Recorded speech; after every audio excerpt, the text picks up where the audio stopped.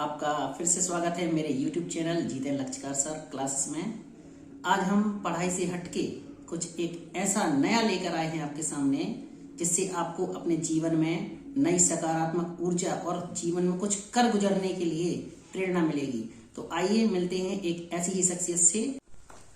तो दोस्तों, अब आपके सामने हैं मेरे परम मित्र जिनसे मुझे सकारात्मक ऊर्जा और प्रेरणा मिलती रही है हमेशा से। तो ये आपके हमारे संजय वाजपेयी जी, जो कि आज बैंक ऑफ इंडिया में पदस्थ हैं। तो संजय जी, आपका मेरे YouTube चैनल पे बहुत बहुत स्वागत, अभिनंदन, वंदन है। बहुत बहुत धन्यवाद आपका। मेरा सबसे पहला प्रश्न आपसे यह है कि आप कृपा करके मेरे दर्शकों को कुछ अपने बारे में बताइए। जी, जैसा कि आप जानते हैं और दर्शक भी जान लें, और मेरा नाम संजय वाजपेयी है। मैं वर्तमान में बैंक ऑफ इंडिया में कैशियर के पद पर पदस्थ हूँ।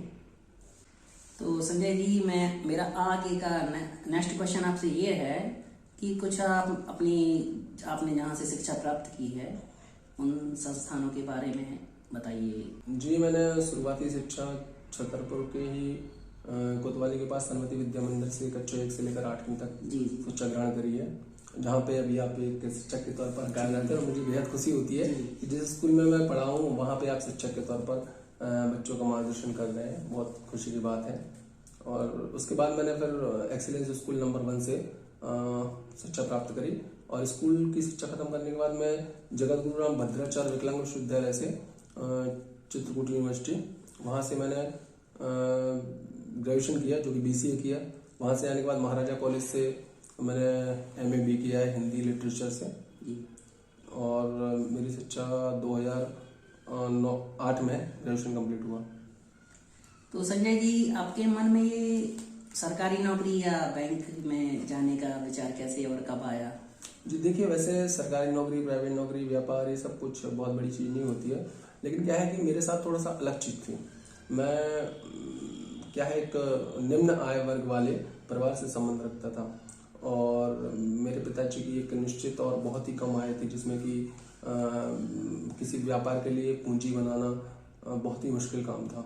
उन्होंने मैं उनका शुक्रिया अदा करना चाहूँगा, धन्यवाद देना चाहूँगा, और उनको हमेशा थैंक्स बोलूँगा कि उन्होंने मुझे इतने अच्छे संस्कार और शिक्षा दी कि आज मैं जो कुछ भी हूँ अपने माता पिता और दोस्तों की वजह से हूँ, शिक्षकों की वजह से हूँ। तो इसीलिए मैंने सोचा कि मैं प्राइवेट जॉब में, चूँकि बहुत इनसिक्योरिटी होती है, बहुत ही असुरक्षा की भावना रहती है, तो इसीलिए मैंने सोचा था कि अगर मुझे जीवन में कुछ अच्छा करना है, और साथ में क्या है, समाज सेवा का भाव जो होता है, किसी दूसरे का भला करना, वो प्राइवेट जॉब में थोड़ा सा मुश्किल होता है, क्योंकि प्राइवेट जॉब में आपको अपने बॉस के हिसाब से चलना पड़ता है। और सरकारी नौकरी में क्या है, सरकारी योजनाएं होती हैं। आप किसी भी डिपार्टमेंट में हो, ना केवल बैंक में, बल्कि किसी भी डिपार्टमेंट में हो, तो आप सरकारी डिपार्टमेंट में होकर के सरकार की योजनाओं का क्रियान्वयन ज़्यादा बेहतर तरीके से कर सकते हैं। बैंक भी एक ऐसी ही संस्था है, तो इसीलिए मुझे लगा कि सरकारी नौकरी चाहिए। और फिर क्या है, उसमें सिक्योरिटी भी है, सैलरी भी है, रिस्पेक्ट भी है, सब कुछ है। तो फिर मैंने सोचा कुछ ऐसा कुछ किया जाए। तो मैंने इंग्लिश वर्ल्ड से तैयारी करी छतरपुर की, और इसके बाद मेरा यहाँ से सिलेक्शन हो गया। काफ़ी बैंकों में, बैंक ऑफ इंडिया छतरपुर में ज्वाइन कर लिया। जी, तो मैं ये जानना चाहता हूँ, जहाँ तक कि मुझे पता है कि आप सिविल सर्विस में अभी तैयारी कर रहे हैं जी। तो जो मेरे दर्शक और मेरे छात्र हैं उनके लिए मैं चाहूँगा कि आप उससे रिलेटेड कुछ ऐसी जानकारी दें ताकि उनका भला हो और आगे प्रोत्साहन मिले, ताकि उनको एक नया मार्गदर्शन मिले, वो भी इस सर्विस में आगे बढ़ सकें। जी बिल्कुल। क्या है कि मैं 2012 से बैंक में जॉब कर रहा हूँ, और 2015 में मुझे ऐसा लगा कि this is not my and, this is not my destiny. तो मुझे ऐसा महसूस हुआ, लगा कुछ और करना चाहिए। तो मेरे सामने विकल्प था सिर्फ सिविल सर्विस का, क्योंकि सिविल सर्विस में ऐसा क्या है, बहुत सारी अपॉर्चुनिटी होती है आपके पास, और बड़ा मौका होता है कुछ अच्छा करने का, समाज के लिए भी और सबके लिए, लगभग सबके लिए, हर वंचित वर्ग के लिए।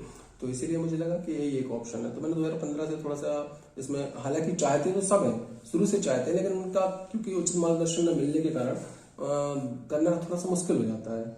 मैंने 2015 से प्रयास करना शुरू किया, तो मैं 2 बार मुख्य परीक्षा में सम्मिलित हो चुका हूँ, मेरा प्री हो चुका है, और अभी 2018 का मैंने मेंस भी दिया था।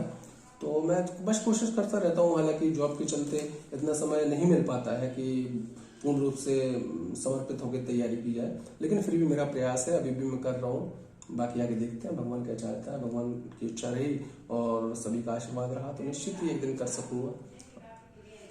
जैसा कि विकलांगता मेरे लिए कोई मायने नहीं रखती है, लेकिन समाज में कुछ ऐसे वर्ग भी हैं जो विकलांग वर्गों को कुछ हीन भावना से देखते हैं। तो संजय जी, मैं आपसे ये जानना चाहता हूँ कि समाज में आपको इस विकलांगता के लिए कुछ परेशानियों का किन किन परेशानियों का सामना करना पड़ा, कृपया। जी, सबसे पहले तो आपको धन्यवाद कि आपके लिए कोई मायने नहीं रखती है, और आप जैसे दोस्त और सहयोगी बहुत ही शुभचिंतक लोग हैं जिनकी वजह से आज मैं इस जगह पे हूँ। उन्होंने मेरा हर कदम पर साथ दिया है।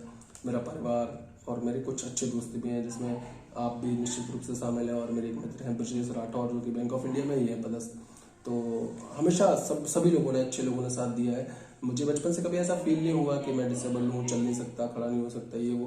मैंने जीवन में हर काम किया है, क्रिकेट खेला है और स्विमिंग करी है, इवन जो भी नॉर्मल लोग करते हैं उतना सब किया और उससे कुछ ज़्यादा ही किया है। लेकिन फिर भी ऐसा है कि मेरा ऐसा मानना है कि समाज जो है विकलांग लोगों को बहुत ही अलग दृष्टि से देखता है। समाज के काफ़ी लोग, मोस्टली ज़्यादातर लोग ऐसा सोचते हैं कि ये कुछ अलग होते हैं, दीनहीन की भावना से देखते हैं, लेकिन ऐसा नहीं है। क्या है कि विकलांग या किसी भी वंचित वर्ग को, न केवल विकलांग बल्कि किसी भी वंचित समाज के किसी भी वंचित वर्ग को सहानुभूति की जरूरत नहीं है, उन्हें आवश्यकता है समानुभूति की। आप उनको उस जगह महसूस करके देखिए कि अगर ये चीज आपके साथ होती तो आप क्या करते। तो उनको अलग रखने की जरूरत नहीं है, और समाज के प्रत्येक वंचित वर्ग को, विकलांग लोगों को भी मुख्य धारा से जुड़ने का प्रयास करना चाहिए, जिससे हमारा समाज और अधिक उन्नत हो सके। इसलिए हमें अपना दृष्टिकोण बदलना होगा, समाज को अपना दृष्टिकोण बदलना होगा। बस यही मैं सोचता हूँ।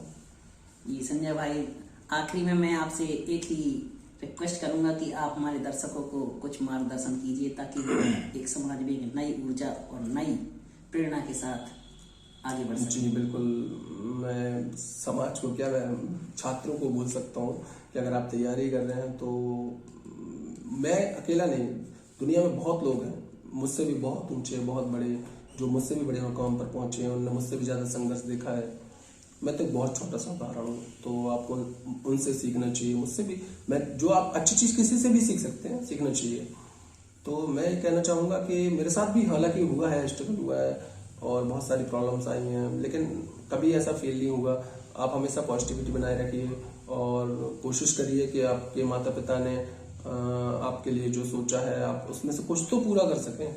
हालांकि हम उनका एहसान लौटाने की बात नहीं कर रहे हैं, लेकिन माता पिता को और समाज को उनने हमें जो दिया है उसका अगर हम कुछ हिस्सा भी वापस कर सके तो बहुत बड़ी बात है। तो आप में से जो भी छात्र हैं, और एक लेवल तक देखिए, क्या है कि सीरियस ना हो चलता है, लेकिन एक लेवल के बाद जब आपको ये चीज समझ आ जाए फिर सीरियस होना बहुत जरूरी है। आपको ये पता होना चाहिए कि मुझे जीवन में करना क्या है, न केवल पढ़ाई में बल्कि शिक्षा में भी, कहीं भी आपको जुनून की बहुत जरूरत है। जुनून होना चाहिए आपके अंदर, एक पैशन हो, कुछ करने की ख्वाहिश हो, मतलब ये हो कि बस जो मिले आसमान तक उड़ना है आपको। एक चीज और मैं कहना चाहूंगा, स्वामी विवेकानंद जी ने कहा है कि जो छोटे लक्ष्य होते हैं वो कायरता की निशानी होती है। इसलिए अपने लिए हमेशा शुरू से ही बड़े लक्ष्य रखना चाहिए और उसके लिए प्रयास करना चाहिए। तो मैं तो यही कहूंगा कि आप लोग मन लगाकर पढ़िए, अपने शिक्षकों का, माता पिता का और समाज के प्रत्येक उस इंसान का जिसने आपके साथ कभी भी कुछ भी अच्छा किया है, उनका धन्यवाद अदा करिए। इसी के साथ मैं कहना चाहूंगा, धन्यवाद पुनीत भाई कि आज आपने मुझे ये मौका दिया कि मैं अपनी बात 4-6 लोगों तक पहुंचा सकूं। इसके लिए बहुत बहुत शुक्रिया। तो संजय भाई, आपका बहुत बहुत धन्यवाद कि आपने हमारे छात्रों को और हमारे दर्शकों को इतनी महत्वपूर्ण जानकारी दी। मैं आशा करता हूं कि इस जानकारी से वो अपने लक्ष्य को प्राप्ति करने के लिए बहुत सकारात्मक ऊर्जा प्राप्त करेंगे और लक्ष्य निश्चित तौर पर प्राप्त करेंगे। जी बिल्कुल। तो मैं आपका बहुत बहुत आभारी हूँ। नमस्कार। धन्यवाद जी, शुक्रिया।